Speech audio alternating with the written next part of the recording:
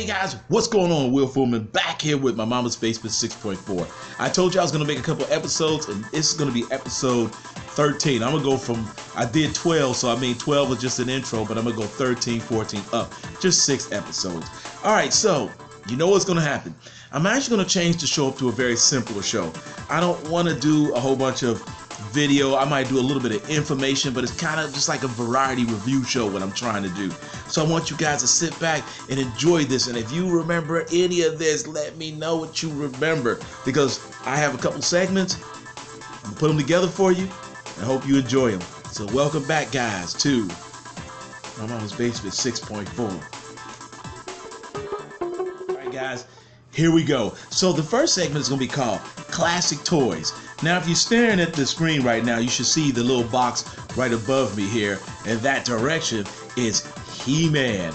Now, I don't know about you, but I had He-Man, so I'm going to just read a little information about He-Man on my little trusty tablet, my little tablet here, and we'll see about it. Okay, He-Man was created by Mattel in 1982 to 1988. It had an animated series from 83 to 85. There was a lot more stuff that He-Man had, but I only did that. So Master of the Universe, MOTU, and referred to as He-Man or the She-Ra series, after the lead hero, is a sword and sorcerer themed media franchise created by Mattel. The main premise revolves around the conflict between He-Man, the most powerful man in the universe, and his nemesis, Skeletor. If you were my age at this time, you actually had some He-Man. I had He-Man. I had lots of He-Man. And it was funny because when you get older, you was like, they didn't have no idea. They just made a bunch of characters with a bunch of muscle-bound bodies. Their arms would pop off. Years later, one thing I found out about toys are really hard to make. So if you had toys, and you had the joy of toys, man, you should take your hat off to the people who make toys, because I actually was in the process of seeking to make my own action figure, and it's very, very hard to do. But I did have a good time with He-Man. What I'm going to do after this is I'm just going to do like a slideshow of different He-Man. Now, as to date, the only collection I have, the only character I have now is Stratos. At one time, there was a place up in Pleasant Ridge. I'm from Cincinnati. It was called The Earth. I went in there and bought basically the whole collection, and I gave to somebody after I had them so long. I enjoyed them, and they didn't have something, so I gave to someone else. Stratos is the only character that I still have, and every time I look at them and I hold them, I'll be like, God, I remember, because I remember getting them from Twin Fair, and my mother got me Man-at-Arms, Stratos. That's the only two she could afford. I was very thankful because it was actually a layaway my mother put them in, and years later when I grew up, I was able to buy like the whole freaking collection. I do remember this. Let's backtrace. They had a game. Not a game, but a prize you can win through Hubble Bubble Bubblegum. I shared this story many times. I used to go to dairy and steal tons of bubblegum. So I stole all this bubblegum and I opened up and I won. So I showed my mother, look, I won. And she was like, where'd you get that from? I was like, I bought it from the store. She found out later I had like 80 packs downstairs. She was like, you lied, son of a... And then she was like, well, go ahead and send it, but you ain't right. You ain't right. So I sent it, and it sent it back and said it was expired. It was almost 2 years expired. That tells you the sour grapes they were selling to me at the dairy. Alright guys, sit back and enjoy the rest of these segments. I'm out. The next segment I think I'm going to do is going to be called just classic video games. And I'm going to do a couple characters, and we'll see how this goes.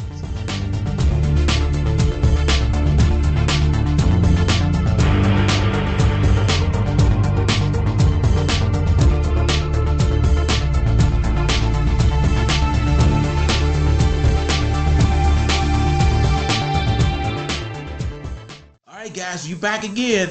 Let's go. So I'm gonna read again, and you should see the game right up in here, and you should see what I'm talking about.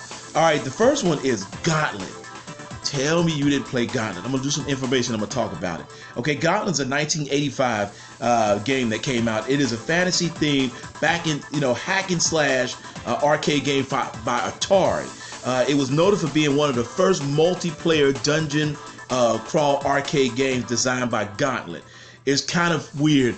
This game I found on a CD and it has a lot of classic games. And sometimes I sit down and play it. I get to about level 25. I just gotta stop. I just can't play it and be like, but I like playing it because it's a puzzle game, but you get to battle the characters about this little, and you got all the characters running at you at the same time. Oh my God, it was a pain in the ass.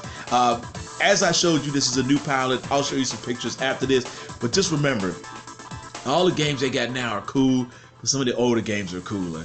I had a lot of fun times, wasted a lot of money playing these games in the arcade, and I'm quite sure I bought matches for people, put people through college, investments, because I wasted a lot of money. Then it was like the end of it, you'd be like, hell was I playing all that for? It sucked. It sucked. But you know you like playing it. All right, guys, to the next game. Well, it'll be a couple slideshows, then the next game.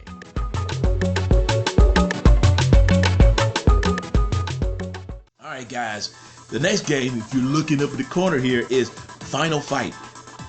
Man, I like Final Fight. Let me do some info and we go talk about this. Final Fight, they said, was Hebern Fanari Faito. It's a scrolling beat-up video game produced by Capcom, originally released in an arcade game in 1989. It was the seventh title to be released by Capcom. The system hardware is set in a fictional metro city where the players controlled one of the three characters. One was a pro wrestler, was P. Haggard. The second was Cody, and then it was Guy. And the way it goes is P. Haggard was the dad, Cody was the boyfriend, and Guy was Cody's friend. That was a fun game. God, it was a fun game, man. The graphics were, beautiful. The gameplay was beautiful, and all it was just a kick and punch game. Games now are so complicated. That's my age talking. I just like that pushing the button and going back and forth, thinking you a master, and all you gotta do is fire the buttons. The only question I have with Final Fight, and I'm gonna try to look the information up, is why did Cody become a jailbird? I didn't understand that. I need to look that up. I don't know why that was possible, because in SNK, he's got a jail outfit on, and I never figured out why. I don't play with the character, so I didn't know. P. Haggard was the dad, and then you had, Guy, the ninja, with the Air Jordans on. It's funny. Years later, I always wanted them to take a lot of the bad characters and make them into fighting characters, and they did. The only ones I kind of notably remember, and if you do know some of them, let me know. I think Rolento became a fighting character. What's the other character? Hugo. He became a fighting character, and then Saddam. They became fighting characters in the Street Fighter series, which I could play really good for Saddam. I could play really good with him. Hugo, I played somewhat with. Rolento, I didn't too much care for him. I used to just dog walk him when I played him again, because I hated him, because if he caught me with a combo, I'd kill him. Oh God, I hate that guy. All right, well, here's some slides of the game. Tell me what you think of it, man. It was awesome. It was an awesome game to play, and we're gonna get to the next segment.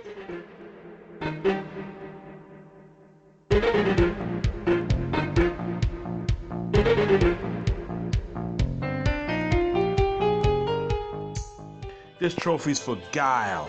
You know why, Guile. My friend Sean played him so much.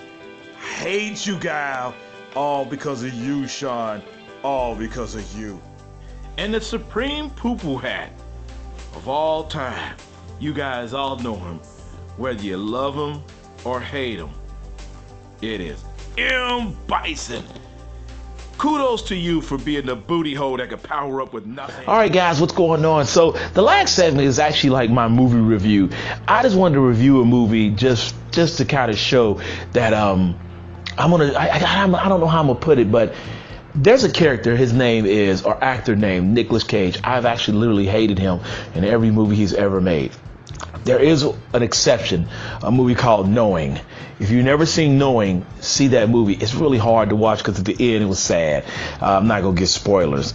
But there's a movie that he was in called Mandy. Oh my God, this movie was excellent. I'm not going to go into who made it, none of that. I'm just telling you, if you haven't seen Mandy and you want to see some psychedelic, crazy, off-the-chain movie, I had to take a break from this movie and then watch the rest of it. I have to buy it. It's kind of like The Void. It was one of those movies that whoever got their hands on, how Nicolas Cage got into that, I have to give kudos to him because the movie was excellent. I don't even want to get into telling you what it's about. I want you to see it.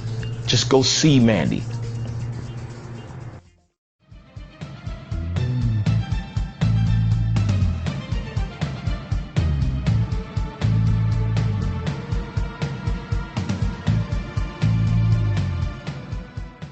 So I hope you guys enjoyed the show. I want to make some more. Like I said, this is the pilot. I'll get the kinks out, and it'll probably be much smoother on the next one.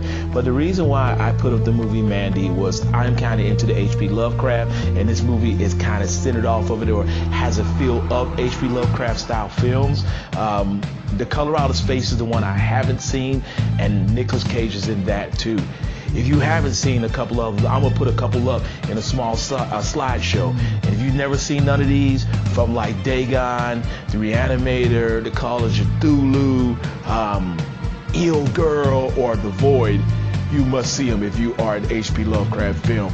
So till next time, guys, enjoy yourself, be well, and like I always tell everybody, and I'll say it here, adjust your hustle and bet on you. Thanks for watching, guys. In the next episode, I will announce the prizes that I'm giving away, and I'll tell you what you have to do to get them. It's very simple. All right, guys, later.